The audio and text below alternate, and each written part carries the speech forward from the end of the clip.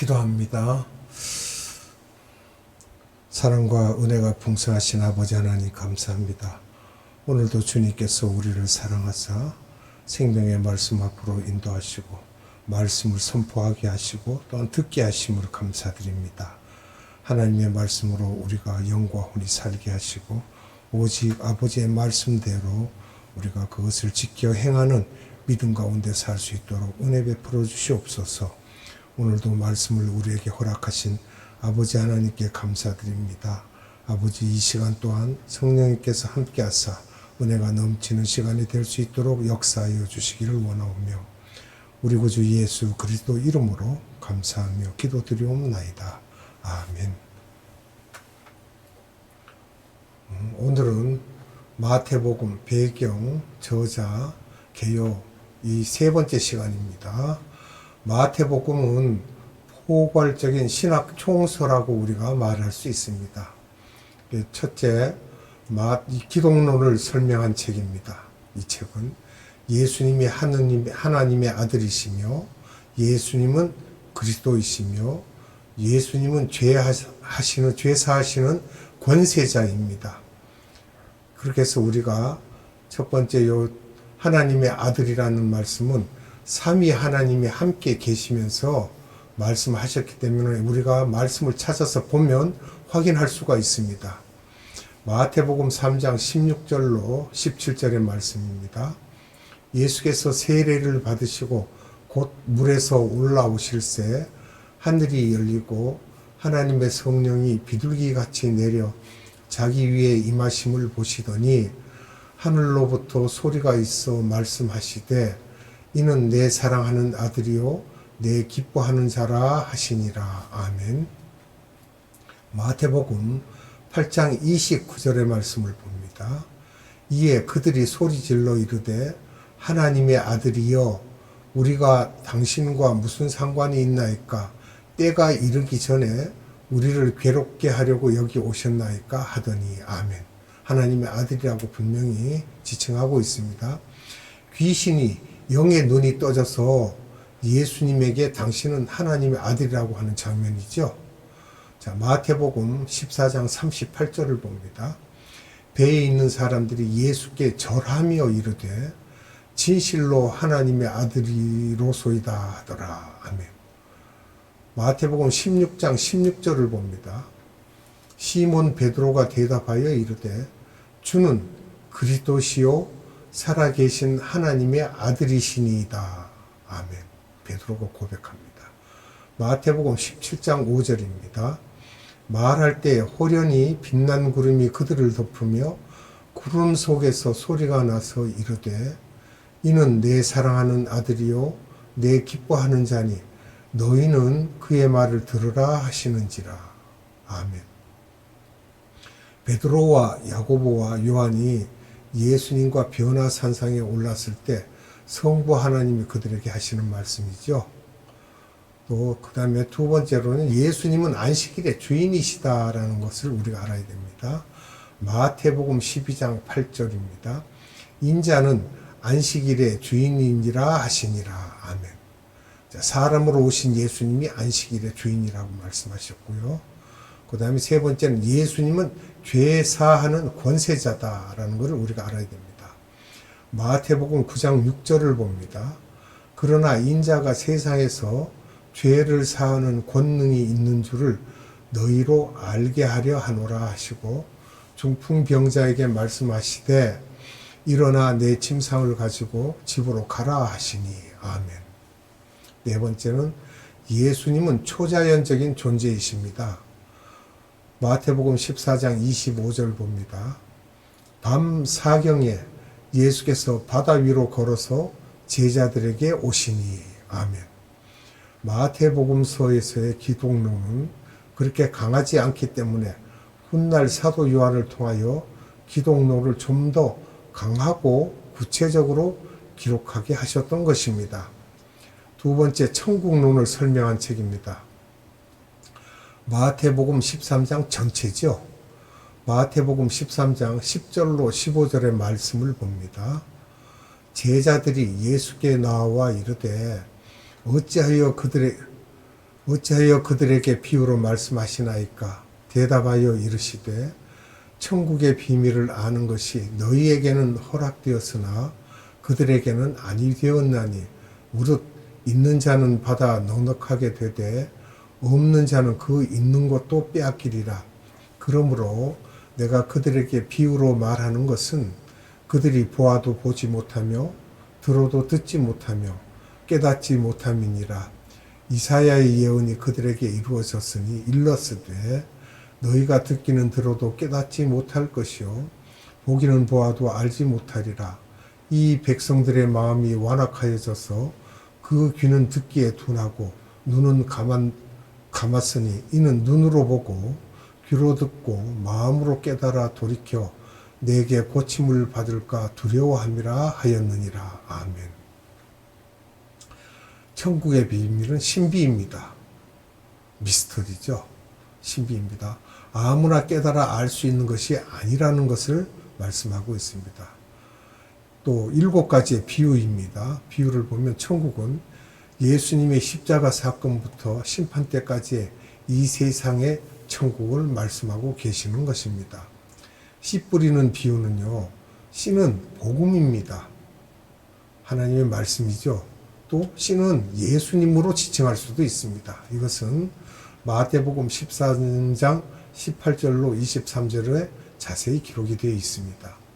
또 여기에 그 비유 중에 씨 뿌리는 비유에 길가라는 부분이 있는데, 길가라는 말씀은 대부분의 유대인들입니다. 말씀을 듣고 깨닫지 못하는 사람과 선택받지 못한 이방인들에 대한 말씀을 하고 있는 것이죠. 여기에 3가지 유형의 크리스찬이 있습니다. 돌밭을 보면 돌밭은 영적 유아와 어린아이를 지칭할 수가 있습니다. 뿌리가 없는 상태죠. 또 그 다음에 가시떨기밭은 영적 사춘기와 청년기로 볼 수 있습니다. 가시가 기운을 다 뽑아가 열매를 맺지 못하고 있는 상태를 말하고 있고요. 옥토는 영적 아들 수준입니다. 그래서 아버지가 되는 수준이죠. 말씀을 듣고 깨닫고 순종해서 그 결실을 보는데 30배, 60배, 30배의 결실을 맺을 수 있다는 것입니다.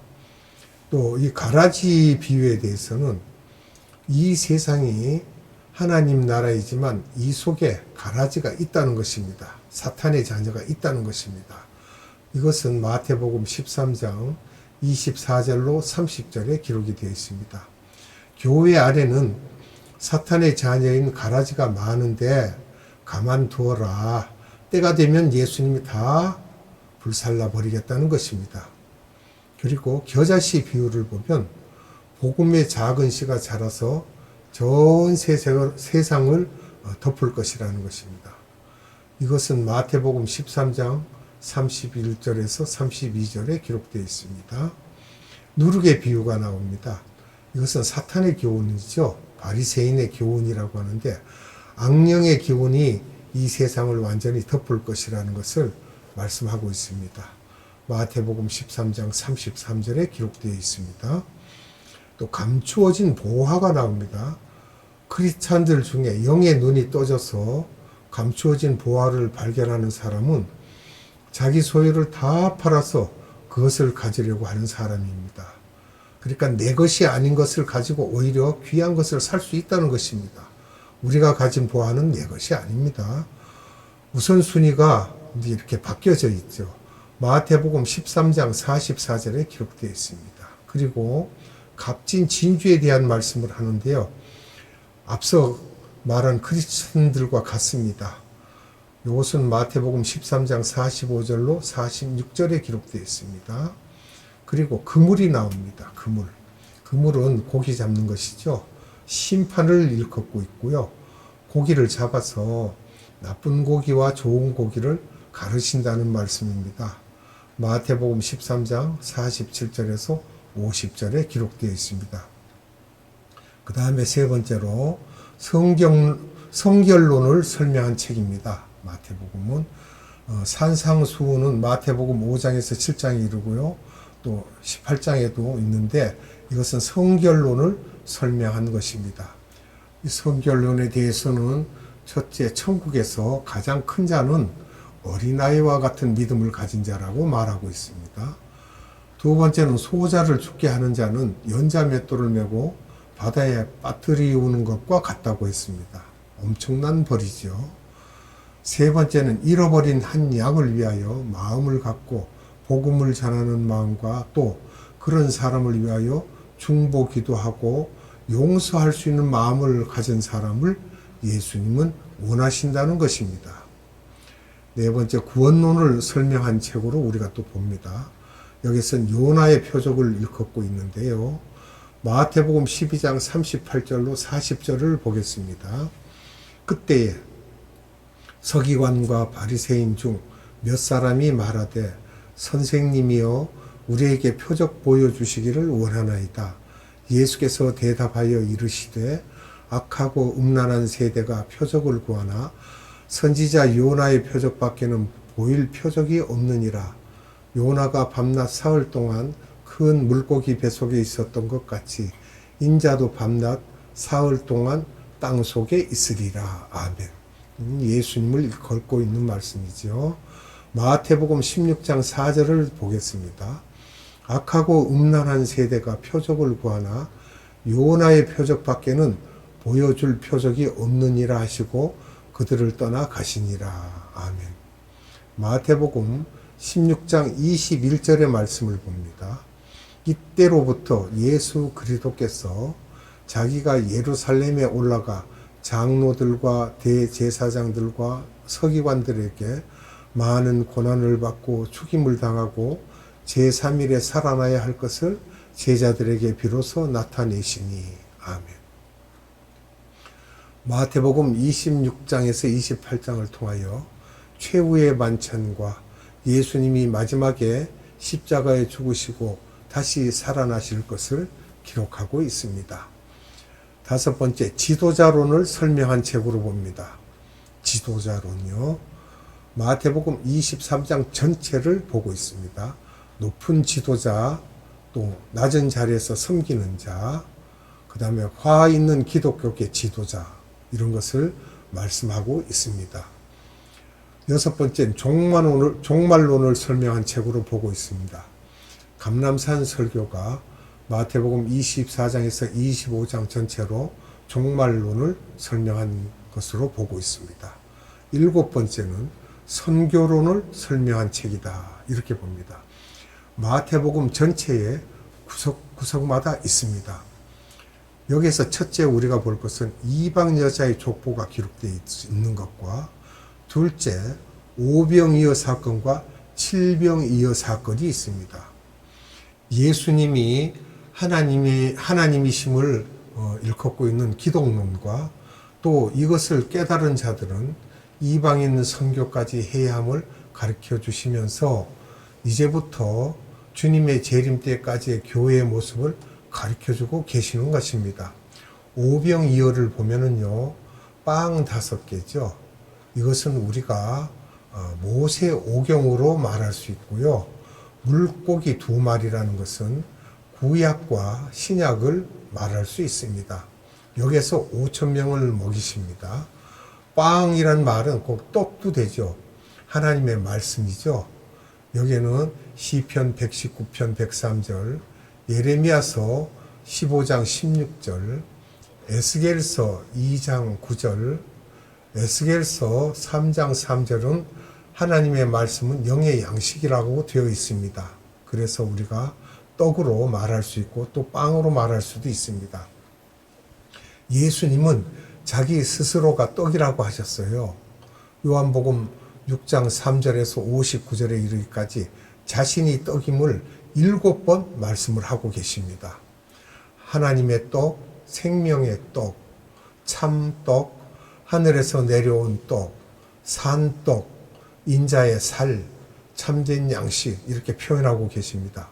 무교병을 떡으로 말씀하시기도 하죠. 출애굽기 12장 8절에요. 마태복음 14장 15절로 21절의 말씀을 우리가 보겠습니다. 저녁이 되매 제자들이 나와 이르되 이곳은 빈들이요 때도 이미 저물었으니 무리를 보내어 마을에 들어가 먹을 것을 사 먹게 하소서. 예수께서 이르시되 갈 것 없다. 너희가 먹을 것을 주라. 제자들이 이르되 여기 우리에게 있는 것은 떡 5개와 물고기 2마리 뿐이니이다.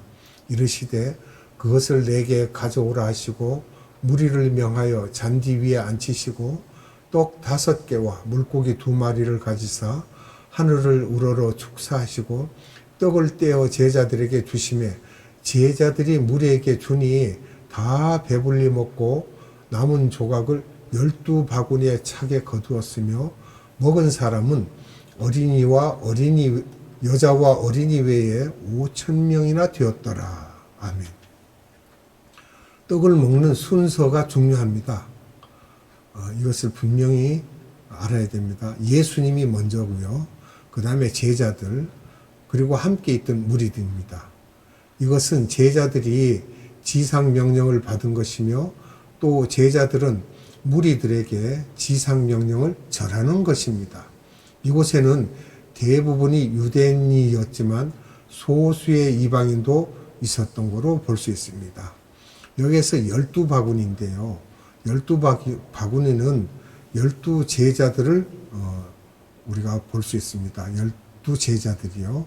12바구니 속에는 빵 조각들이 들어 있었는데 이 빵 조각은 이방인들에게 주어야 한다는 것입니다. 결국 12제자들은 유대인들에게 머물러 있으면 안 되고 이방인들에게 전해야 한다는 것을 말하고 있습니다. 여기에서 생선은 이크투스라고 하는데 첫째 머리글의 아이는 제수스, 지저스 이렇게 말할 수 있고요. 자기 백성을 저들의 죄에서 구원한 자라는 의미가 있고요.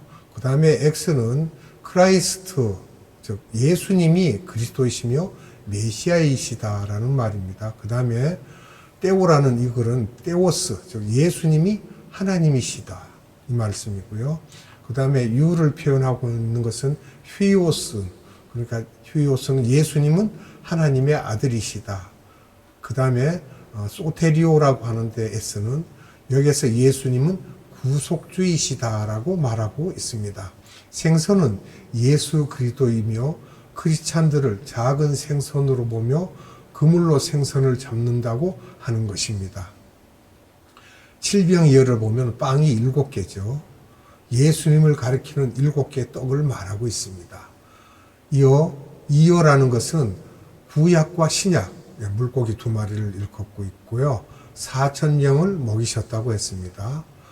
이렇게 해서 칠병이어를 주었던 순서도 오병이어와 같이 제자들 다음에 무리입니다.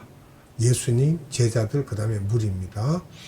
마태복음 15장 34절로 38절을 보겠습니다. 예수께서 이르시되 너희에게 떡이 몇 개나 있느냐?